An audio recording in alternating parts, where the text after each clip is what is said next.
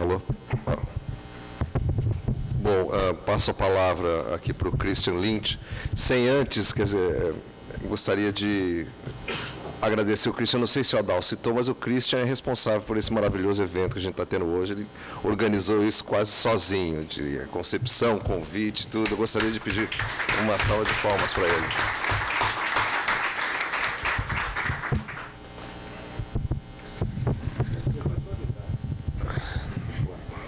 Fico até mais...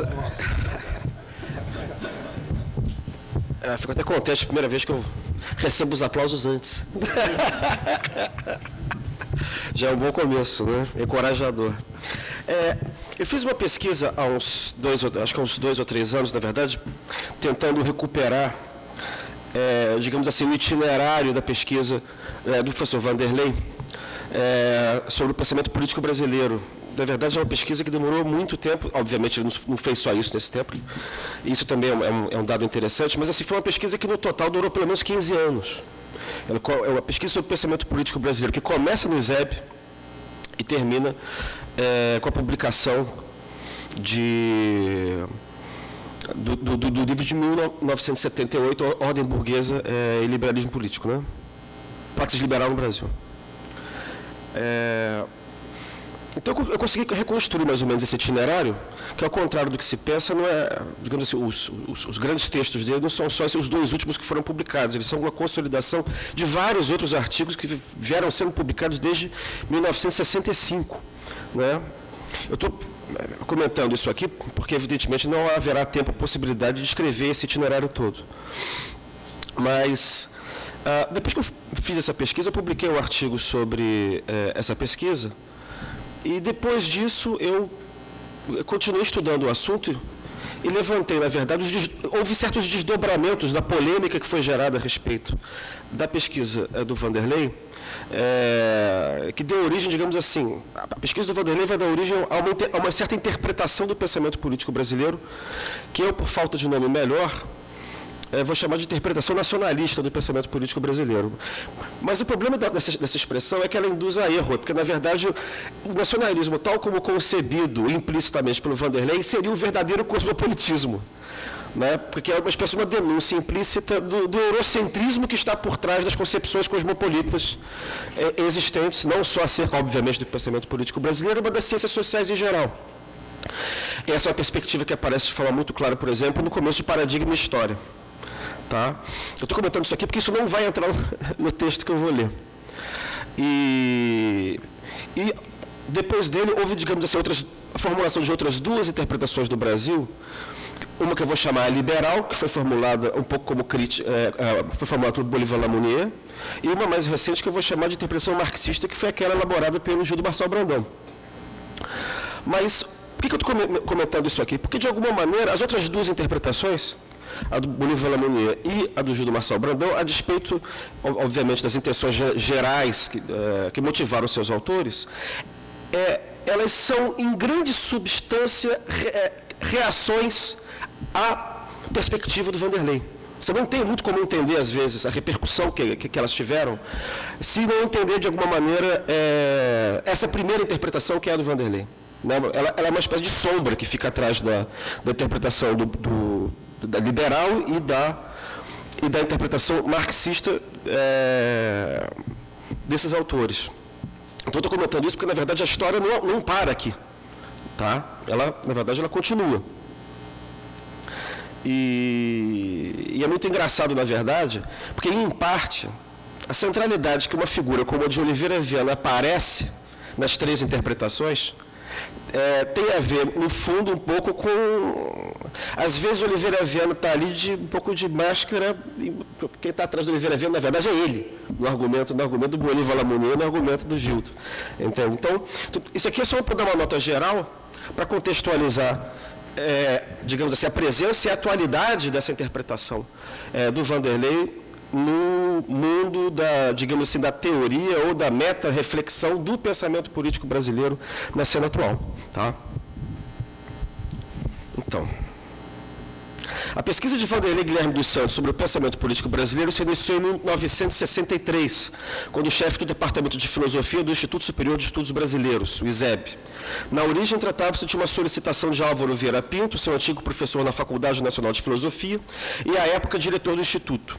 Vieira Pinto pretendia suprir a carência de registros bibliográficos que pudessem ser utilizados como fonte de consulta adequada, capaz de alargar o cânon reconhecido de obras representativas da filosofia brasileira. Na companhia de Carlos Estevão Martins, Vanderlei Guilherme dedicou-se à leitura de obras dos séculos XVIII e XIX na seção de livros raros da Biblioteca Nacional e na Biblioteca do Serviço Social do Comércio, o SESC. À medida que progressivamente se desinteressava pela temática mais metafísica dessa literatura, Vanderlei descobria, como que casualmente, obras de vários dos autores listados como filósofos e de outros não incluídos nesta categoria que versavam sobre a sociedade e a política do Brasil no século XIX. Vanderlei começou, então, seu processo de conversão, entre aspas, às ciências sociais, em detrimento da produção filosófica, ainda que não de temas filosóficos, seja em epistemologia ou em teoria política, como a sua produção evidencia. Provavelmente vem também desse momento exibiano o desconforto com os modos, então, prevalecentes de tratamento do pensamento brasileiro, incômodo que, formalizado como problema teórico, estará na origem de seus textos sobre o tema.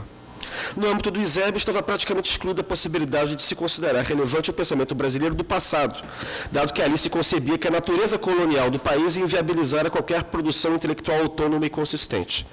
Foi também no seu período isebiano que ele travou contato com as obras de Guerreiro Ramos sobre o pensamento político brasileiro, como os esforços de teorização sobre a realidade brasileira, a ideologia da ordem, a ideologia da jeunesse do ré e o inconsciente sociológico. Guerreiro era o único professor do ISEB para quem haveria uma linhagem de intelectuais brasileiros que, desde o século XIX, viria se destacando na luta pela autonomia do pensamento nacional e cuja contribuição deveria ser resgatada a fim de estabelecer ou dar início à ciência social brasileira.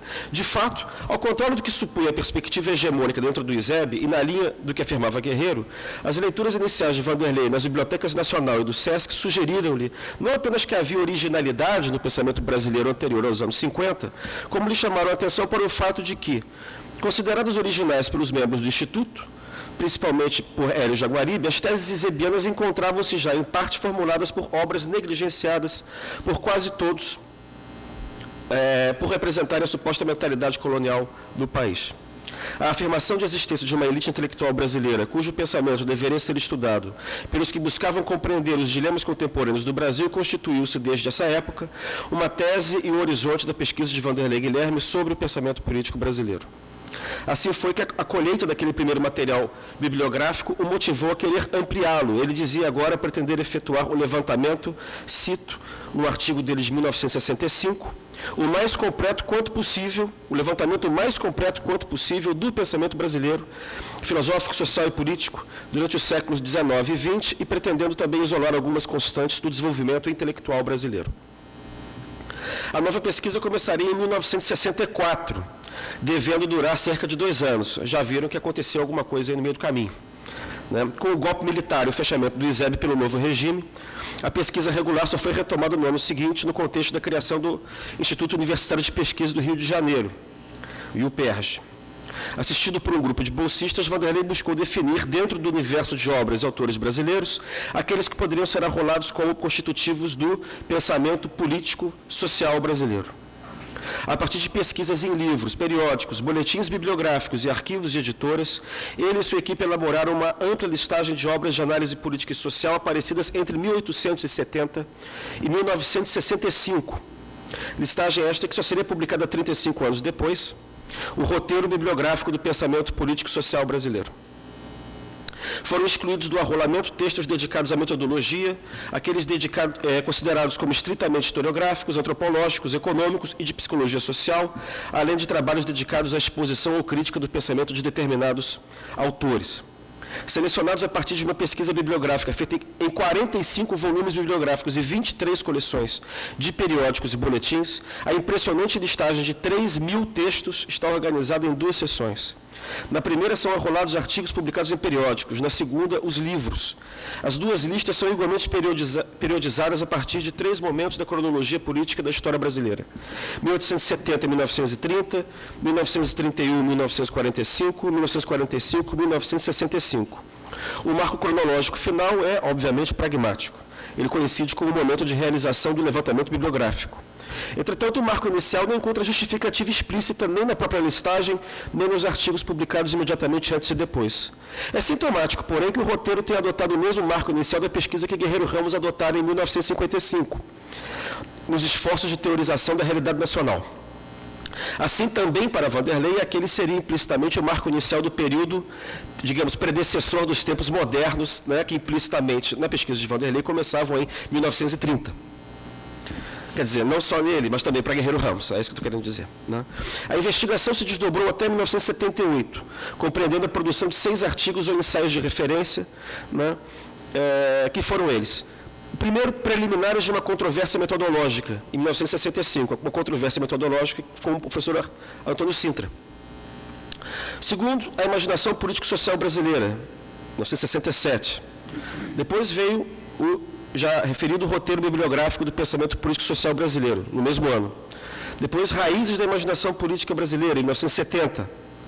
E depois os textos que são mais conhecidos. Paradigma e História, A Ordem Burguesa na Imaginação Social Brasileira, que foi produzido em 75, acho que uma versão mimeografada rolou e foi conhecida na época, foi bastante lida, mas só foi publicado mesmo em 78, né? Assim como a Praxis Liberal no Brasil, no mesmo ano. Né?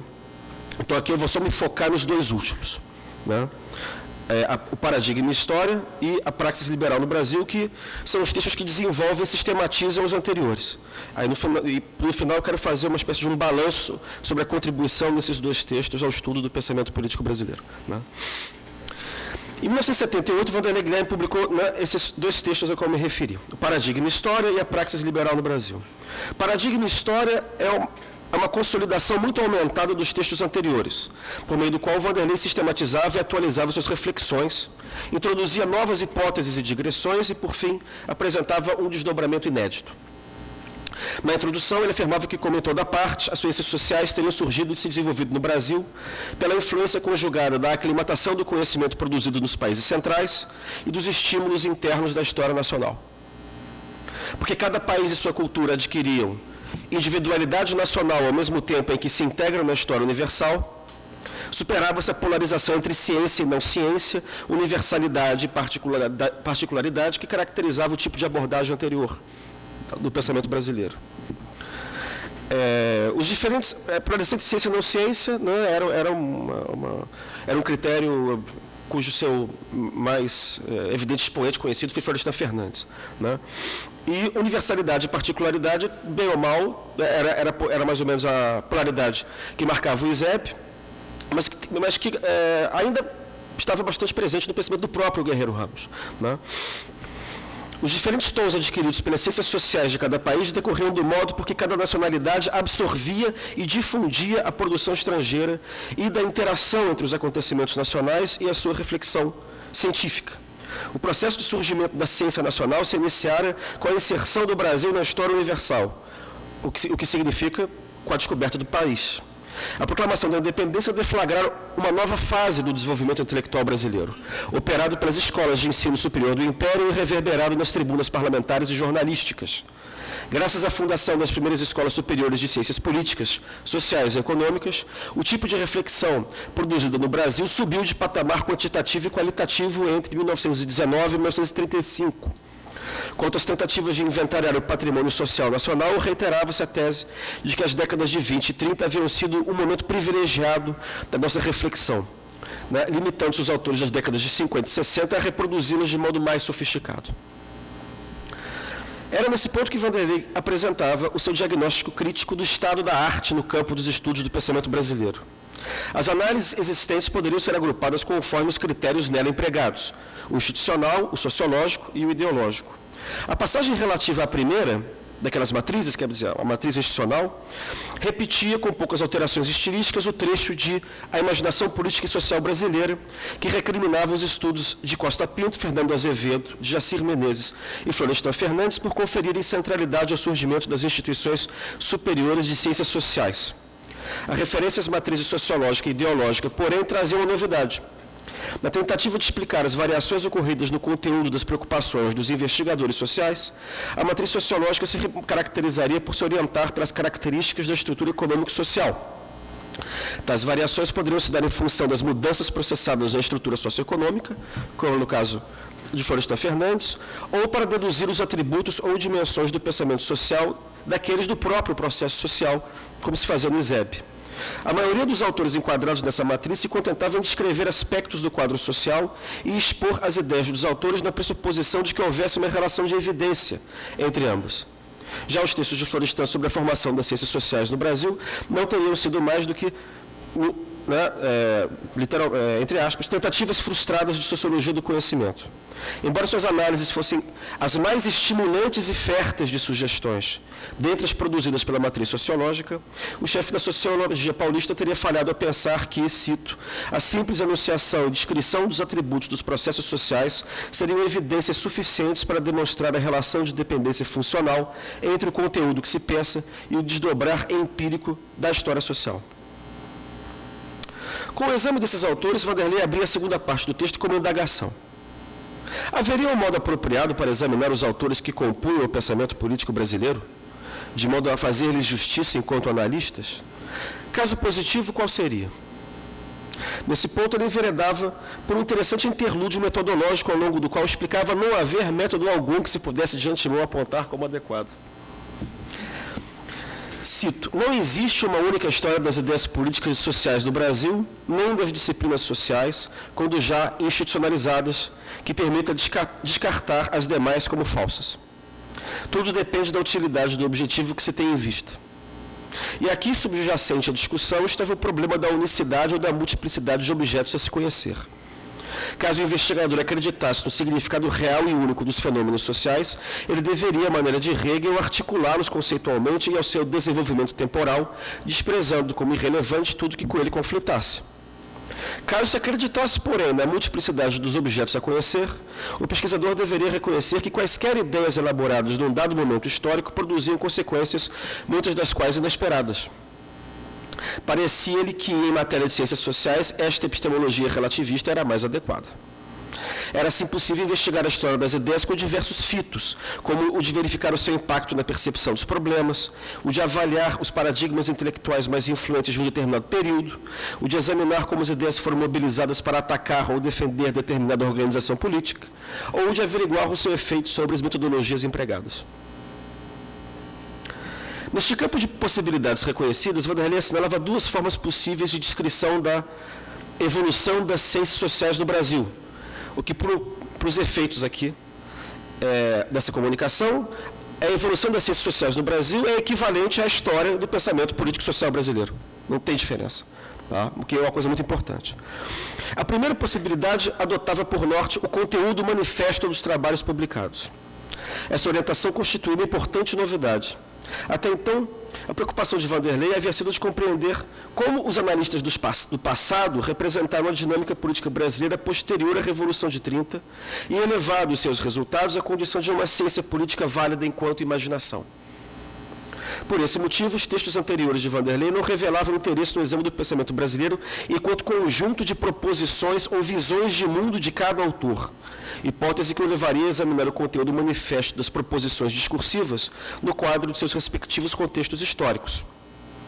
Da mesma forma, pela mesma razão, a pesquisa tivera como marco inicial o ano de 1870.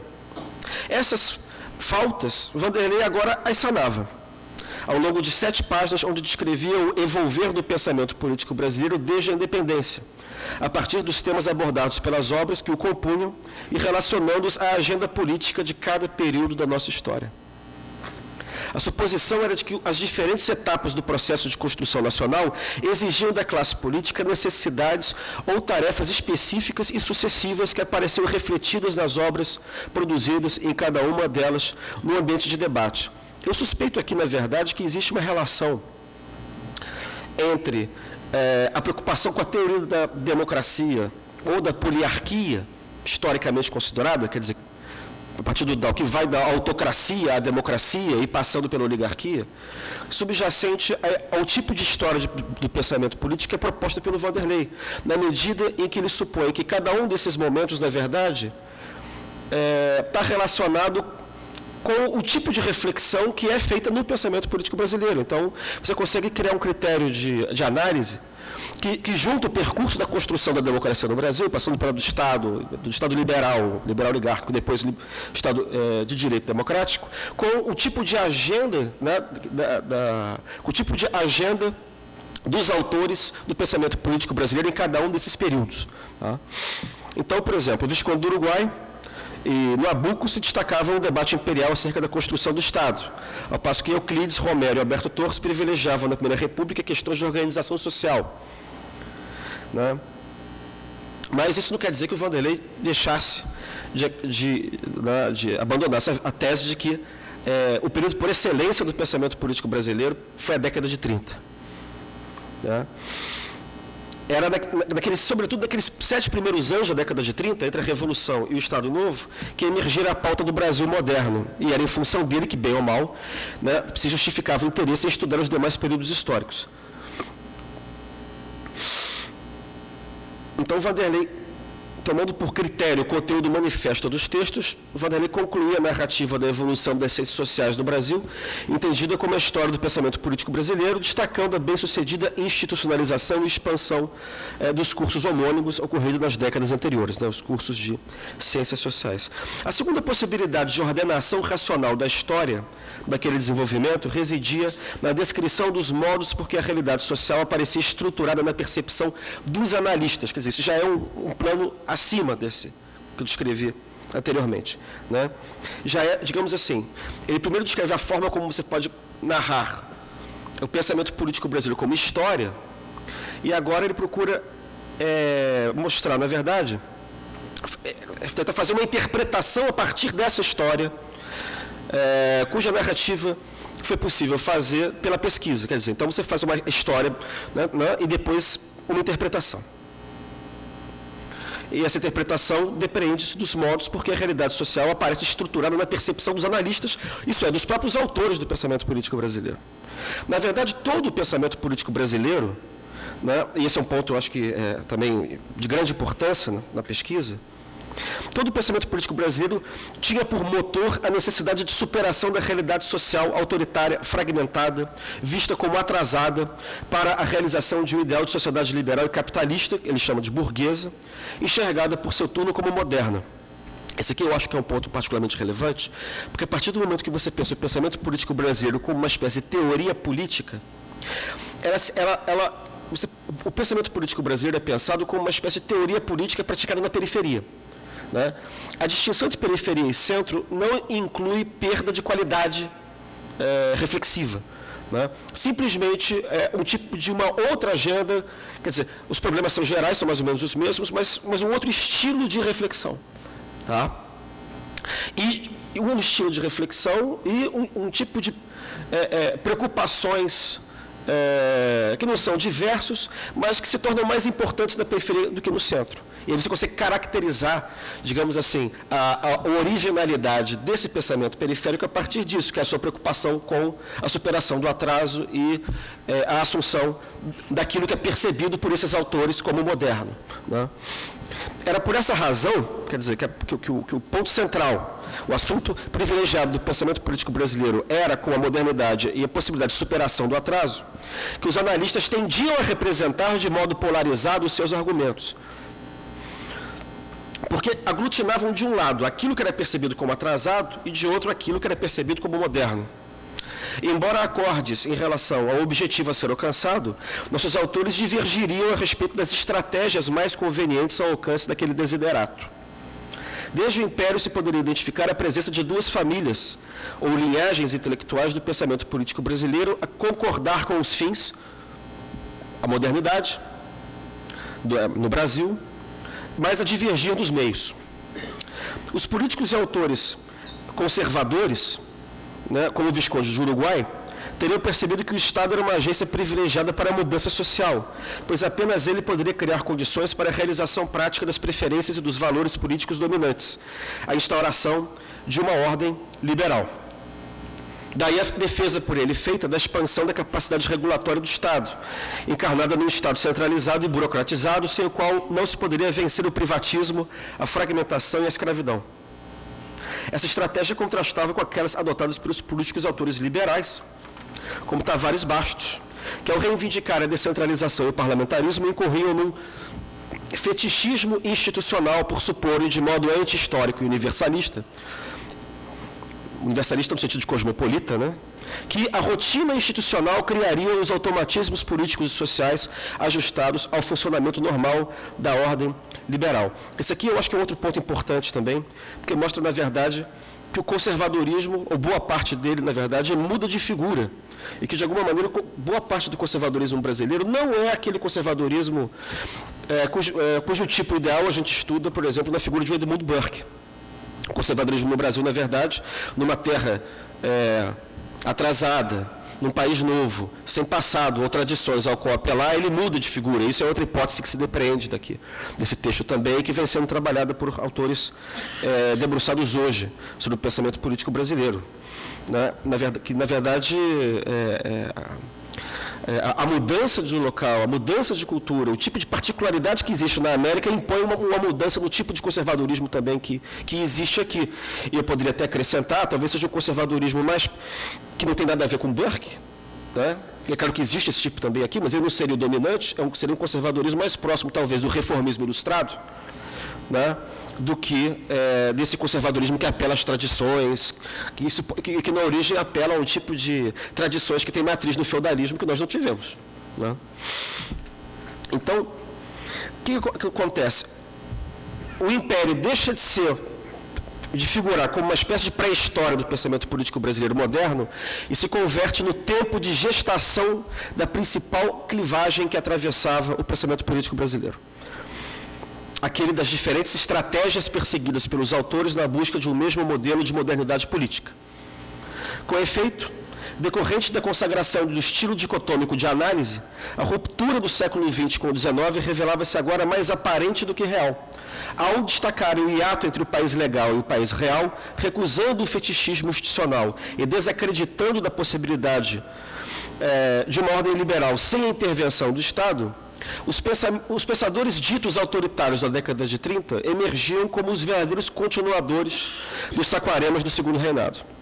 Era a persistência da estrutura oligárquica e latifundiária que justificava o imperativo, cito, de continuar expandindo a capacidade regulatória e simbólica do poder público e de garantir sua capacidade extrativa com o objetivo de financiar a expansão do Brasil burguês moderno.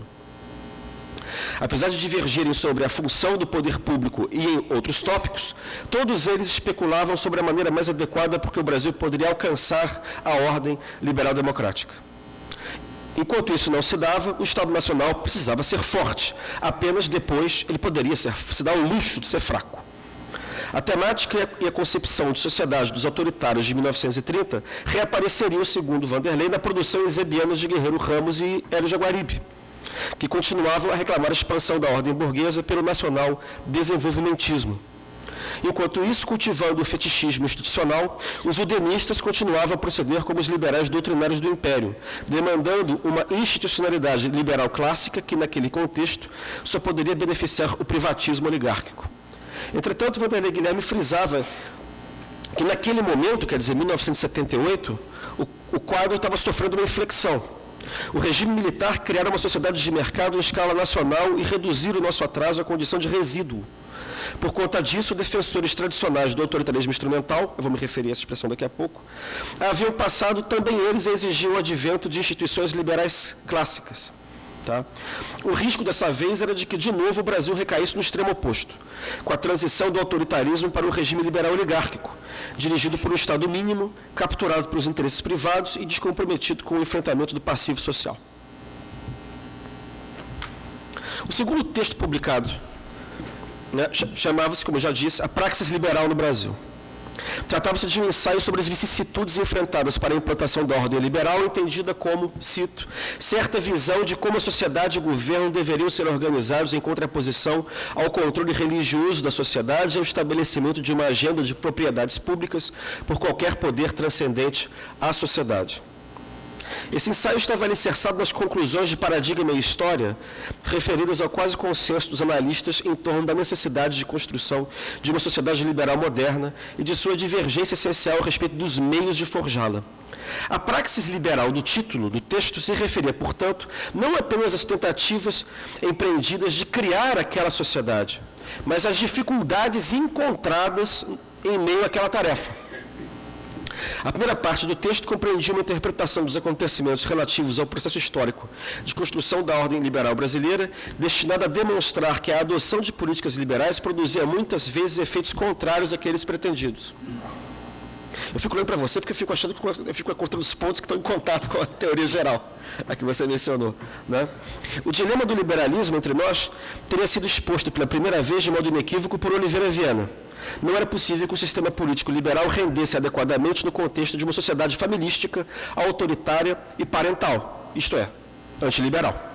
Para alcançar mais prontamente a ordem democrática, era preciso, ao invés de um sistema liberal clássico de instituições, certa dose de autoridade do Estado capaz de esmagar os obstáculos ao seu advento, presentes na atrasada sociedade. Embora descritas no final de Paradigma e História, só agora as duas principais tradições do pensamento político brasileiro eram nomeadas: a do liberalismo doutrinário e a do autoritarismo instrumental. Liberais doutrinários eram aqueles atores e respectivas agremiações que, desde os Lusíadas do século XIX, veicularam a crença de que, cito, a reforma político-institucional no Brasil, como em qualquer lugar, seguir-se-ia naturalmente a formulação e execução de regras gerais adequadas. Liderados por Barbosa e Assis Brasil, os liberais doutrinários da década de 20 acreditavam que, para superar o quadro de atraso, clientelismo e fraude que caracterizava a República, bastaria eliminar a corrupção e renovar o pessoal governante por meio de reformas institucionais salutares que produziriam lisura eleitoral, magistratura independente e burocracia profissional. Entretanto, depois da Revolução de 1930, ficara claro que Getúlio Vargas preferira trilhar o caminho aberto pelo movimento tenentista. Embora também ambicionassem a ordem liberal, os autoritários instrumentais deram-se conta de que o receituário ministrado pelos liberais doutrinários não bastaria para atingir aqueles fins. Getúlio também percebera que a reintrodução de um arcabouço liberal reentronizaria no poder as oligarquias que dele haviam desfrutado durante a Primeira República. Depois da queda do Estado Novo, os liberais doutrinários se rearticularam na União Democrática Nacional, cuja agenda não diferia em substância daquela seguida nas décadas anteriores. A grande diferença estava na mudança de tática. Depois da segunda derrota consecutiva para os representantes do getulismo nas eleições de 1951, os liberais passaram a recorrer ao golpismo, fundados na suposta manipulação do eleitorado ignorante e carente pelas forças do populismo. Nesse contexto, para eles, de burla do espírito das instituições constitucionais, os liberais doutrinários se sentiam confortáveis para impedir, pelo apelo aberto ao golpe militar, o aprofundamento da degradação política e do populismo autoritário. No que toca a outra família intelectual, era preciso distinguir entre duas espécies de partidários do autoritarismo presentes no pensamento brasileiro. Os primeiros seriam ontologicamente autoritários, ao passo que os segundos o seriam apenas instrumentalmente. Entre os primeiros estavam, por exemplo, os integralistas, que consideravam o autoritarismo um remédio político permanente, não transitório para a ordem brasileira. Era o que os afastava daquela forma mais antiga e resistente do pensamento autoritário no Brasil, que era do autoritarismo instrumental. Tá? Desde pelo menos a independência do país, datava a crença de que caberia ao Estado, cito, fixar as metas pelas quais a sociedade deveria lutar, porque a própria sociedade não seria capaz de fixá-las, tendo em vista a maximização do progresso nacional contra as forças do atraso e os interesses paroquiais. Distintos assim dos ontologicamente autoritários, os instrumentais se distinguiam também dos liberais doutrinários por não crerem que a mudança social pudesse depreender-se da mera instauração de instituições liberais. Acreditando que o exercício autoritário do poder, pelo seu maior potencial reformista, seria o meio mais veloz de se edificar a sociedade liberal, parecia legítimo e adequado aos instrumentais deixar o Estado regular e administrar amplamente a vida social. O livro paradigmático desse modo de pensar teria sido Instituições Políticas Brasileiras, de Oliveira Viana. Né? Bom, eu fiz uma espécie de um account desses dois textos, e eu quero concluir, na verdade, pontuando qual foi a relevância desses dois textos para o estudo do pensamento político brasileiro? Tá? A pesquisa de Vanderlei Guilherme dos Santos foi o grande marco dos estudos do pensamento político brasileiro dentro das ciências sociais. Em primeiro lugar, ela produziu um enquadramento disciplinar do objeto. Sua perspectiva epistemológica pragmático-moderada permitia superar os dilemas até então impostos pelas oposições resultantes, seja do hegelianismo filosófico predominante no ISEB, né, consciência crítica, autenticidade, pensamento nacional, versus consciência ingênua, alienação e pensamento colonial, mas também superar os dilemas resultantes do positivismo científico, esposado pela sociologia uspiana na década de 50, estampado na oposição entre ciência versus não ciência ou ensaísmo, e que redundavam no desprezo do pensamento brasileiro como periférico ou inferior. A formação do conhecimento científico nacional já não dependia nem do transplante fidedigno de processos estrangeiros, como parecia ser o caso de Florestan, nem da necessidade de fundar uma ciência social nacional, como parecia ser o caso para Guerreiro Ramos. Por outro lado, ao contrário do que sustentava o marxismo acadêmico, o pensamento brasileiro também não se reduzia a uma expressão ideológica de classe, da classe a que pertenciam seus autores. Se a condição periférica do Brasil se refletia na sua produção intelectual, a consequência dela não era uma reflexão de qualidade inferior, mas uma abordagem dicotômica comprometida com um ideal modernizador. Era este que levava os autores a arrolarem, de um lado, as causas que concorriam para o atraso percebido e, de outro, os fatores que poderiam levar à sua superação.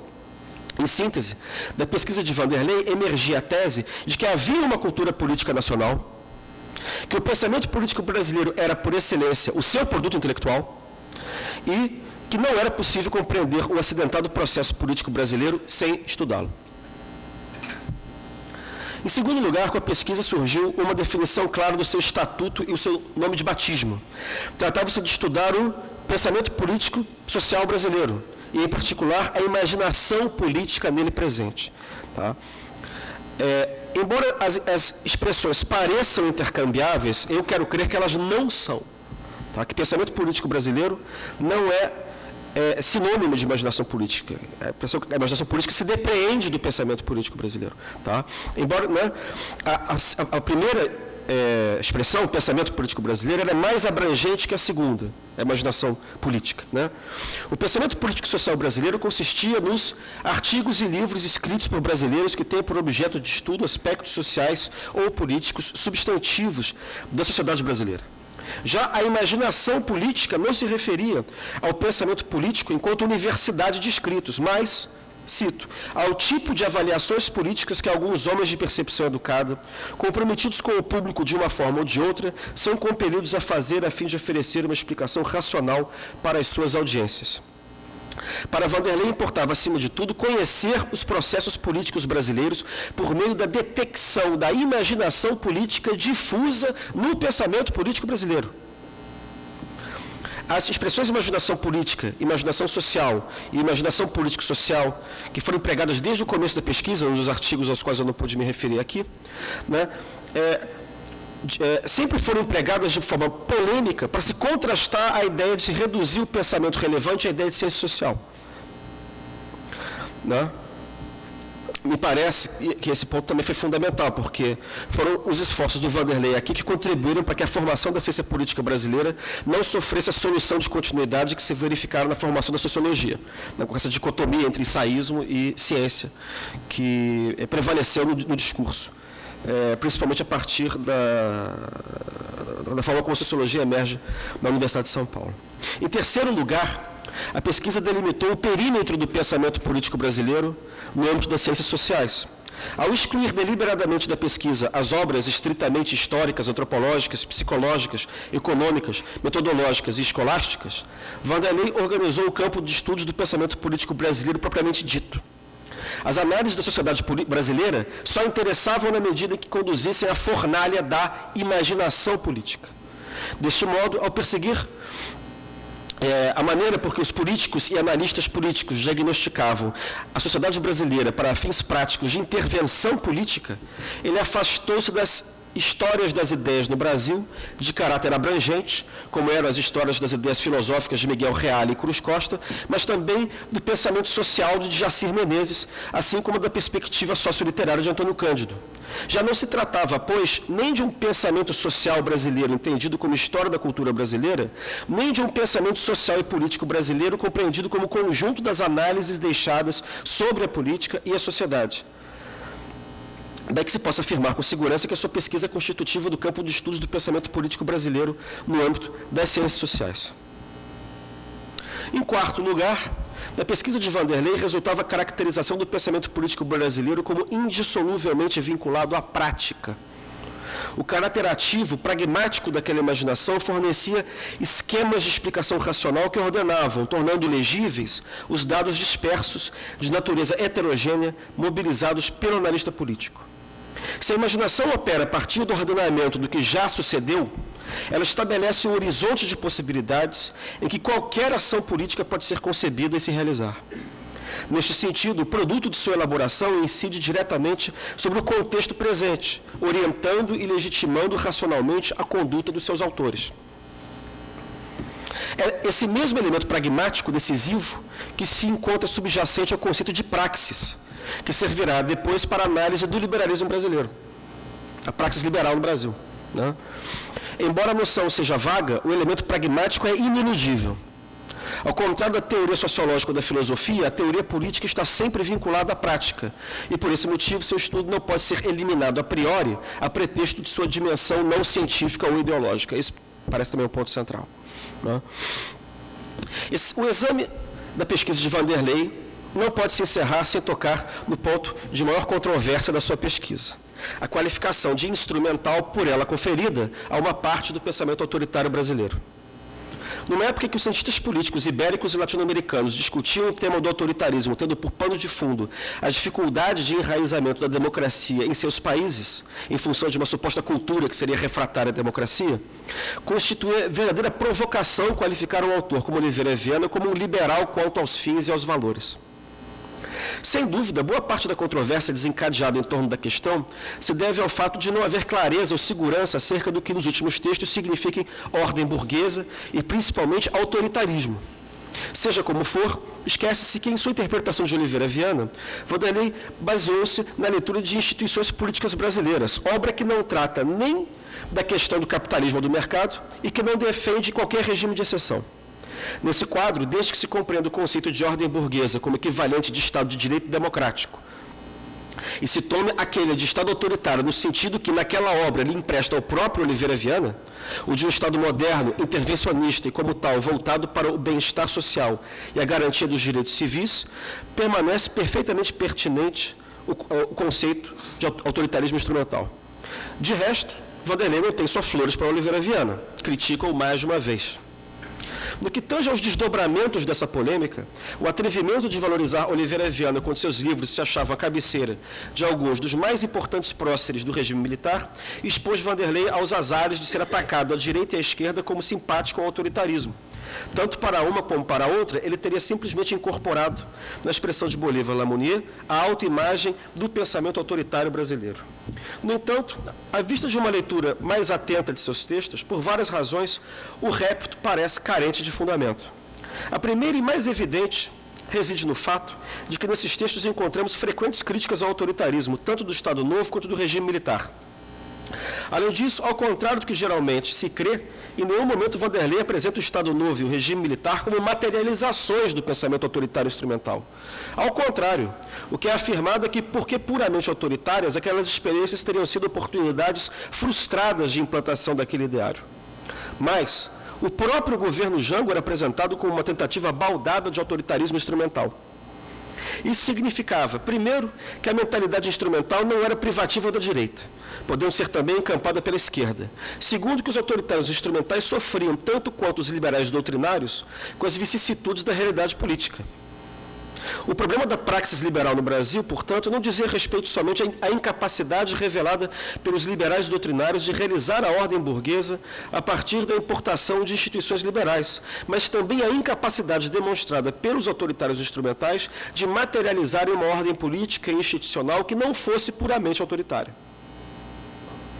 A aparente simpatia pelos autoritários instrumentais por parte de Vanderlei deve ser mais bem atribuída a dois outros fatores menos polêmicos.